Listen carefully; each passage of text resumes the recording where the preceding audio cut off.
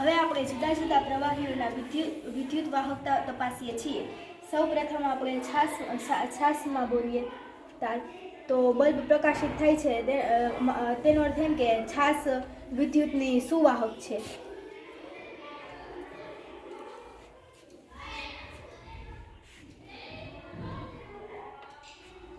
ત્યાર પછી કેરોસીનમાં તારને ડૂબાડ્યા તો બલ્બ પ્રકાશિત થતો નથી, તેનો અર્થ એમ કે કેરોસીન વિદ્યુતનું મંદ વાહક છે।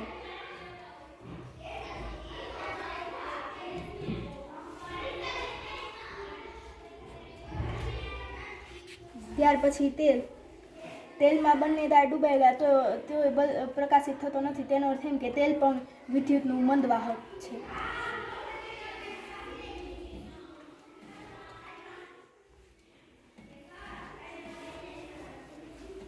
ત્યાર પછી લીંબુનું પાણી, લીંબુના રસમાં બે તાર ડૂબાડ્યા તો બલ્બ પ્રકાશિત થયો, તેનો અર્થ એમ કે લીંબુનો રસ વિદ્યુત વાહક છે,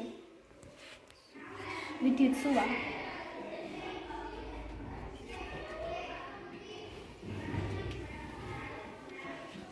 મીઠાના પાણીમાં બે તાર ડૂબાડ્યા તો બલ્બ પ્રકાશિત થયો, માટે મીઠાનું પાણી પણ વિદ્યુત સુવાહક છે।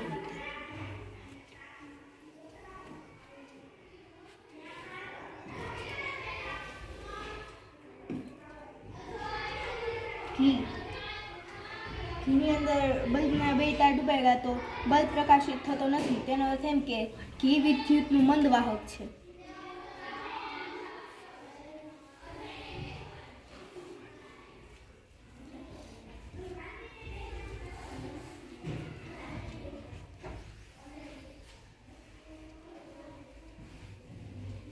ત્યાર પછી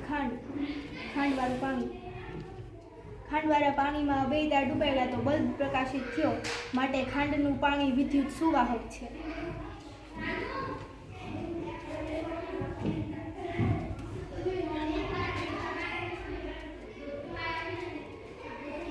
ત્યાર પછી નળનું પાણી, નળના પાણીમાં બે તાર ડૂબાડ્યા તો બલ્બ પ્રકાશિત થયો, તેનો અર્થ એમ કે નળનું